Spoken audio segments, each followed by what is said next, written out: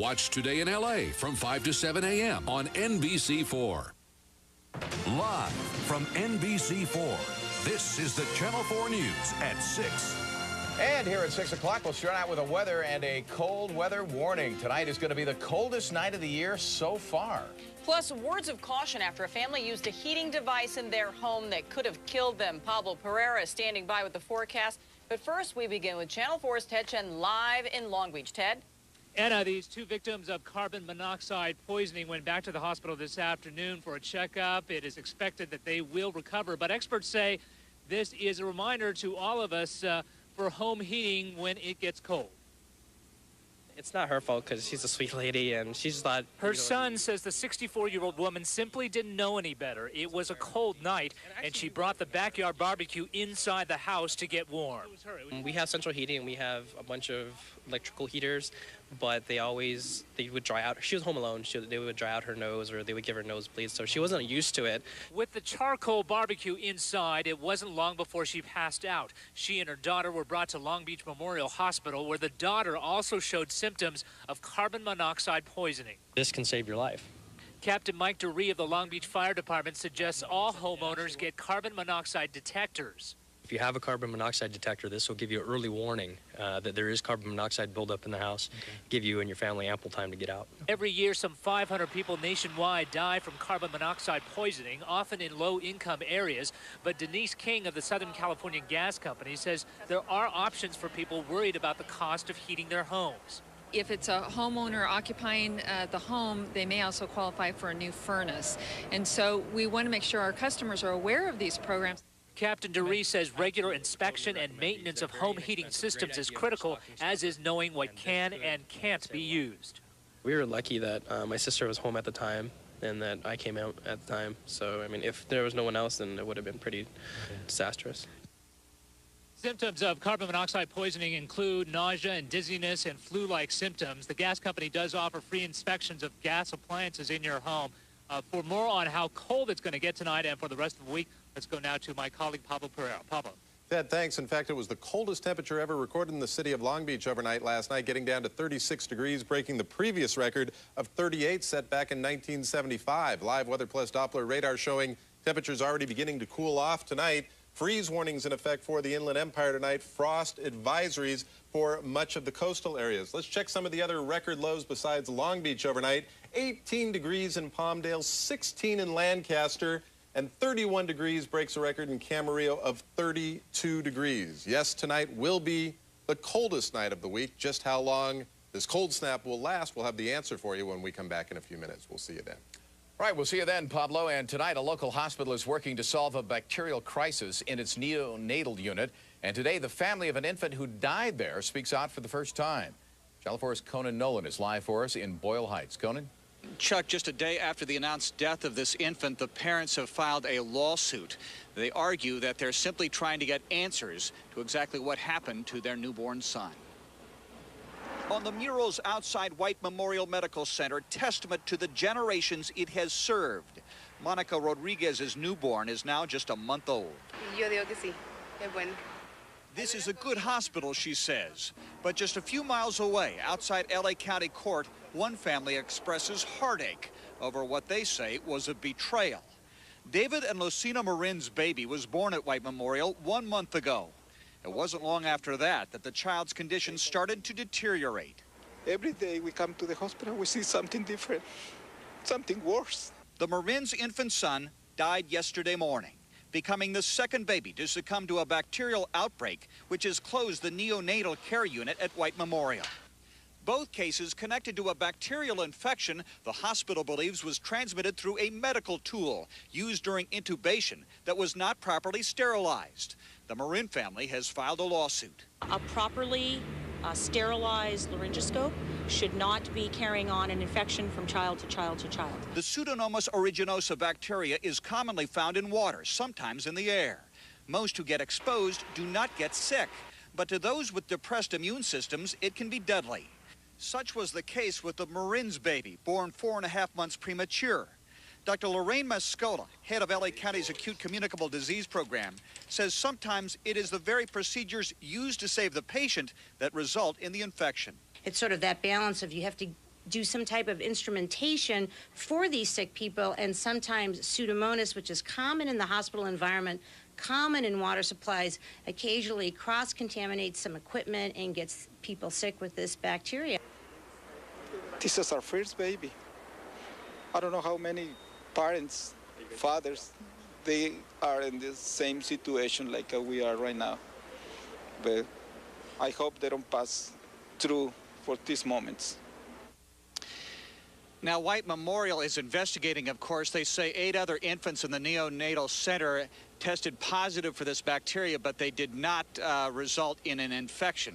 The hospital also says that it has been serving the Boyle Heights community for the past 95 years, and it is intent on getting to the root of this problem and making sure that the safety of the patients here remains its priority. Conan Nolan reporting live from Boyle Heights, Channel 4 News. Breaking news right now in Sherman Oaks. It's a power outage. Desiree Horton and News Chopper 4 with more. Desiree. Well, this is the intersection of Woodman and Oxnard here in Sherman Oaks, and about 900 customers, DWP customers, are without power. We are being told by DWP that a tree fell on some power lines, knocking out the power in this area and at various intersections, also affecting the orange line. We're watching the bus go through intersections without signals. There are no lights working at some of those intersections in this area that span about a mile. Not live from News Chopper 4, I'm Desiree Horton. Back to you in the studio.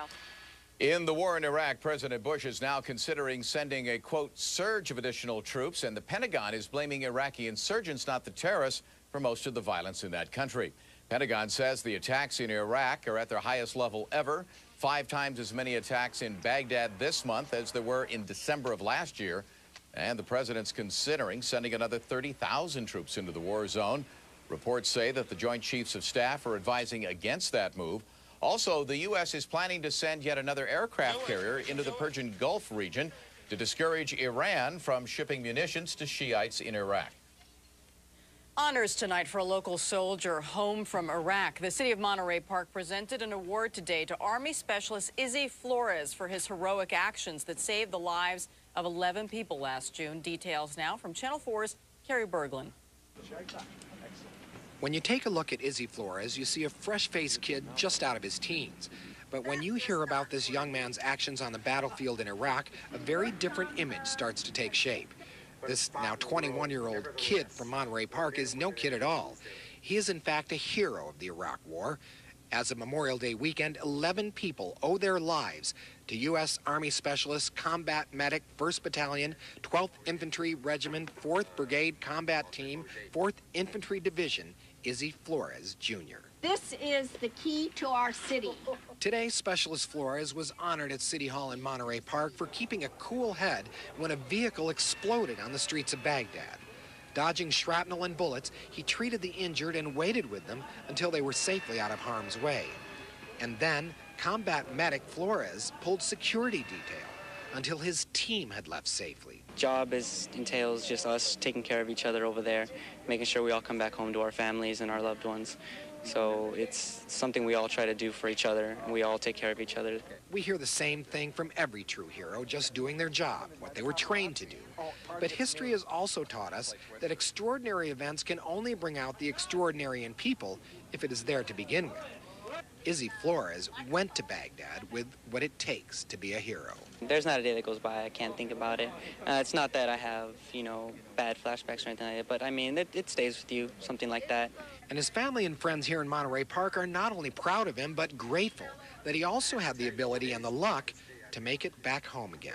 As a mom, you're always the one. You go pick them up, you go make sure they're okay, you give them a hug, you talk to them, and you just want to know they're okay. But this is a brief visit home. Flores has re-upped for another 3 years and will be Sergeant Flores before too long. Well, I can't believe he has done all this. Even for you? Yes. Still, for the man at the center of all this attention today, I'm waiting for someone to say, yeah, April Fools or something.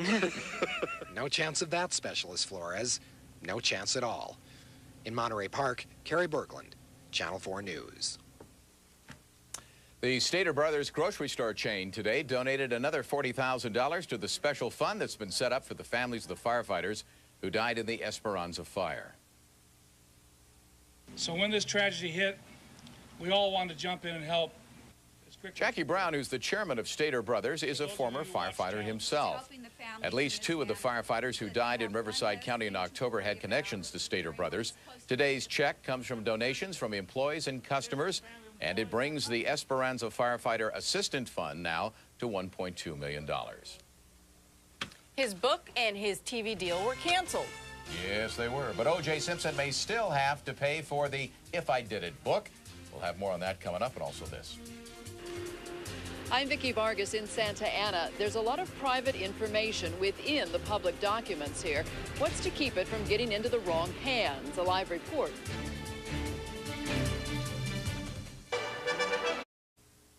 Two grieving families joined police today to ask for the public's help in solving the murders of their sons. One case involves the murder of young Christopher Fregoso. He was killed while sitting outside the home of his friend Jose Velez in Cypress Park on October 14th.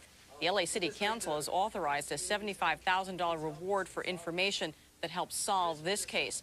The other case involves the murder of 17-year-old Zelvin Reyes. He was at a party with other Lincoln High School graduates last July when a fight broke out. He intervened to stop a beating and was shot in the back. A $50,000 reward is being offered in that case. O.J. Simpson, once again tonight, is being sued by the family of Ron Goldman. The Goldman's attorney says that Simpson fraudulently profited from the book If I Did It, rather than paying the civil judgment that he still owes the Goldman family. They have been quite tenacious. The federal lawsuit claims today that O.J. Simpson created just a dummy corporation and used his children's middle names and received a $1.1 million advance for the ill-fated book and the television interview, which, as you know, were later canceled. But the suit says the payment was already a done deal. Fred Goldman is seeking that same amount plus personal damages, but his lawyer believes that O.J. Simpson has probably already spent the money. Well, we broke some records last night, and it is going to be cold enough to break them again tonight. Wow. Some places will get into the 20s. We'll have the forecast coming up. Coming up tonight, a warning about some popular pain relievers and a part of the White House people seldom see. Those stories and more straight ahead on NBC Nightly News. If you ever file or record a public document, just beware that in some cases your personal information, anything you put on that paper, could be accessed by just about anybody. Well, we first told you about this potential for identity theft last week. Channel 4's Vicki Vargas live right now in Santa Ana outside the Hall of Records with a follow-up to that story. Vicki?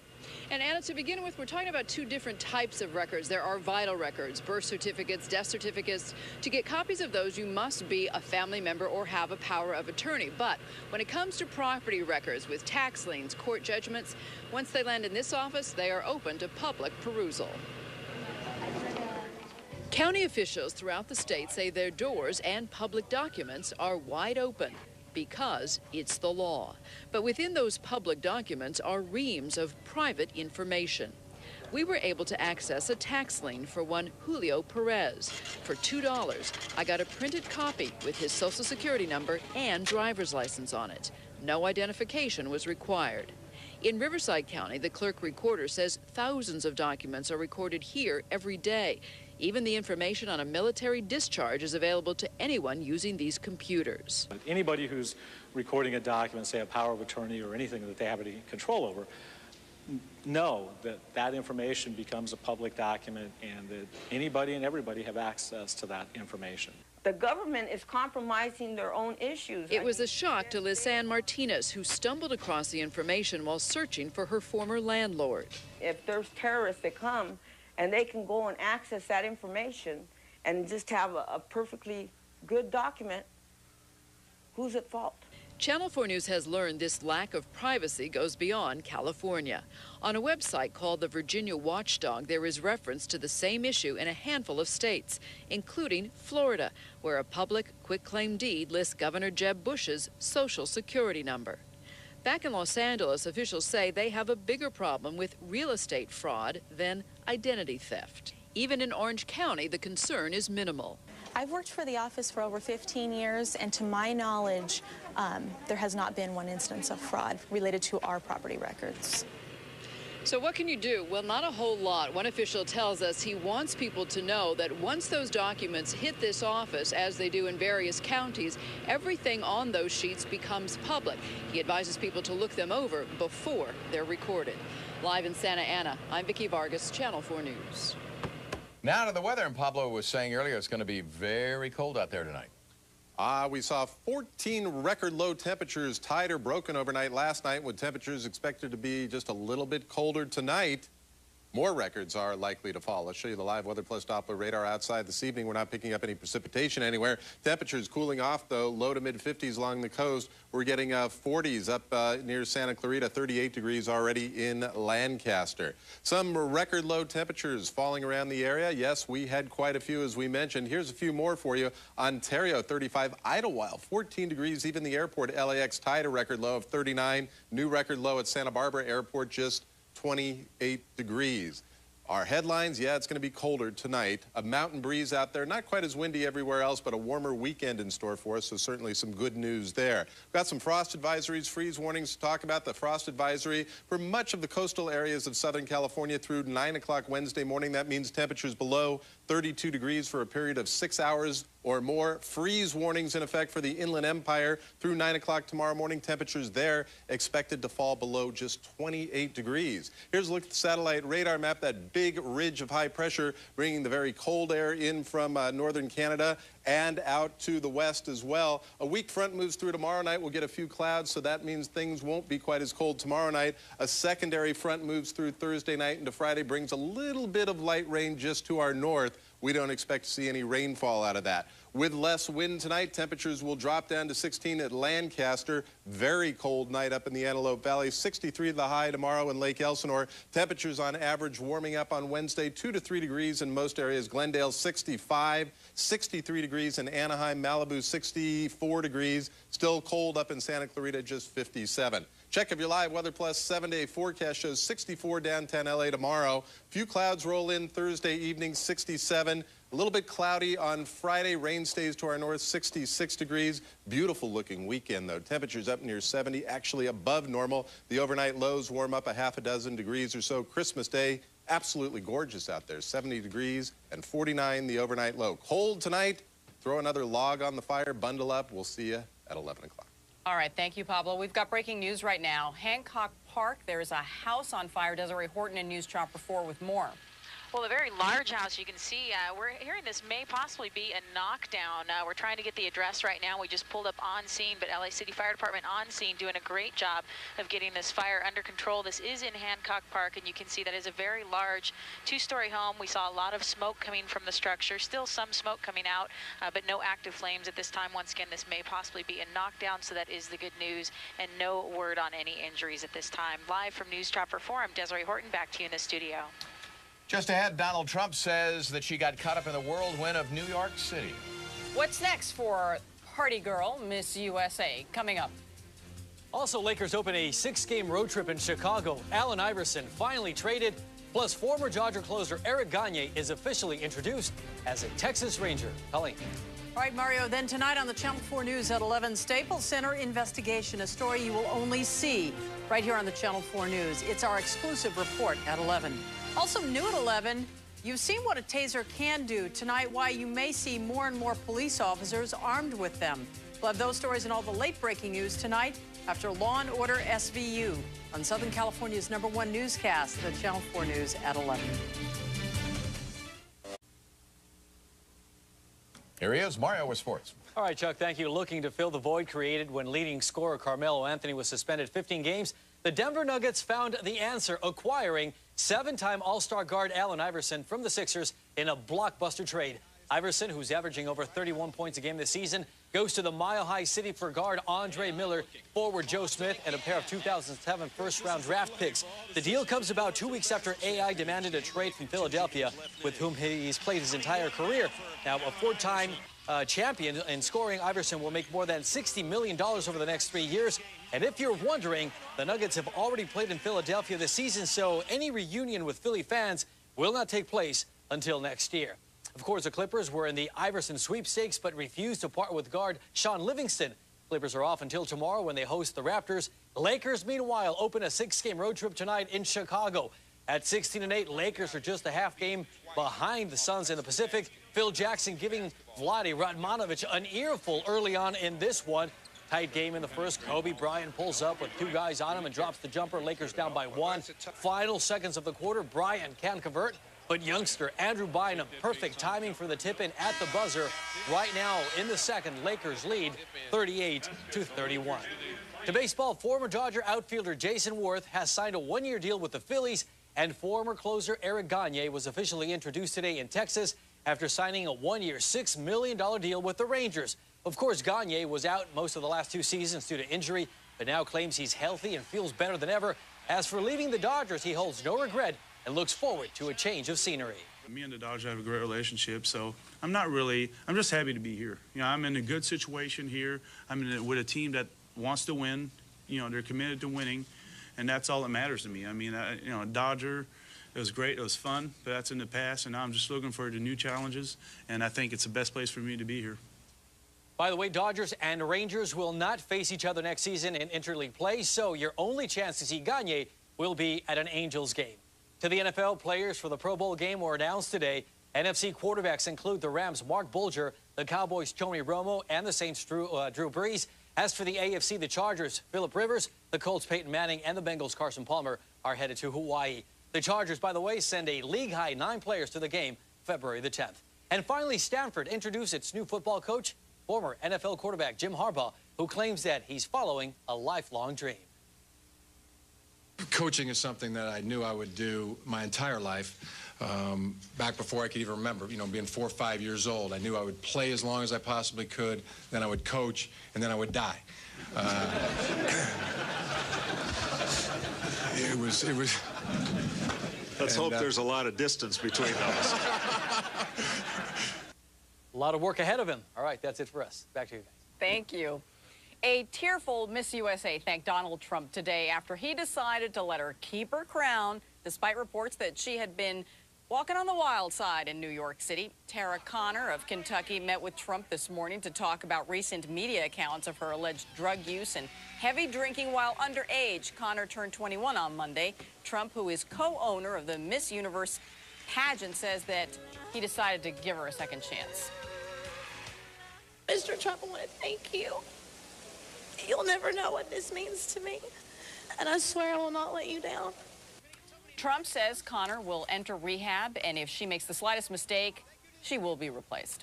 If you're filling out your holiday shopping gift list with gift cards, you're not alone. The National Retail Federation estimates now that $25 billion of these cards are going to be purchased this season. That is $1 billion more than last year. However, nearly 1 in 5 of the gift cards, take note here, Anna, yes, have not been used. I know. You give them, they don't use them. I know. I even have gift cards in my wallet that I haven't used yet. There you go. That's just a statistic. All right. Good night, everyone.